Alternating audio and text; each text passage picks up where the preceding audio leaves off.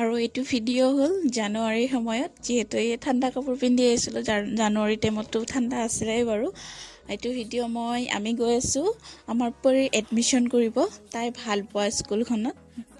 যিহেতু মই আগতে কাম কৰি থকা স্কুলখনতে তাইও আছিলে, তাৰপিছত তাই এইখন স্কুলত পঢ়িব বহুত ইচ্ছা কৰে। তো ভাবিলোঁ আৰু আমাৰ ঘৰত যিমান ল'ৰা ছোৱালী আছে চব ইয়াতে এইখন স্কুলতেই পঢ়া, ডন বস্কো হাই স্কুল।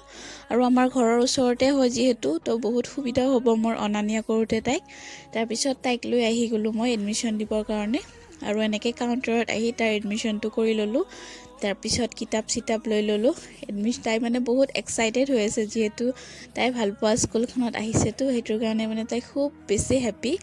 আৰু তাৰপিছত এনেকৈ এডমিশ্যন লৈ বুক কপি এইবোৰ দিলে, বুকছ কপিবোৰ লৈ কিনে আমি আহিলোঁ। আৰু এইটো ভিডিঅ' হ'ল আজিৰ। তাই প্ৰথমবাৰৰ বাবে স্কুল যাব। সকলোৱে দোৱা কৰিব তাই যাতে ভালদৰে পঢ়িব পাৰে, ভাল এজনী ডাঙৰ মানুহ হ'ব পাৰে, তাইৰ যাতে সপোন পূৰণ হয়, তাইৰ কাৰণে সকলোৱে দোৱা কৰিব। হেল্ল' গাইজ, আসসালামু আলাইকুম, নমস্কাৰ, welcome to my another vlog. আৰু এয়া চাওক, ইমান বেছি ভিৰ ডন বস্কোৰ সন্মুখত।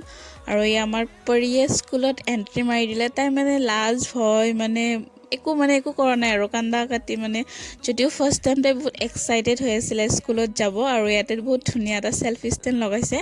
ভিতৰত সোমোৱাটো এলাউ নাই, তথাপিও মই অকণমান ৰিকুৱেষ্ট কৰি ভিতৰত আহি কিনে এটা সৰু ক্লিপ লৈ ল'লোঁ। ক্লিপ লোৱাৰ কাৰণে নহয়, তাইক চাব আহিছোঁ তাই ক'ত বহিছে।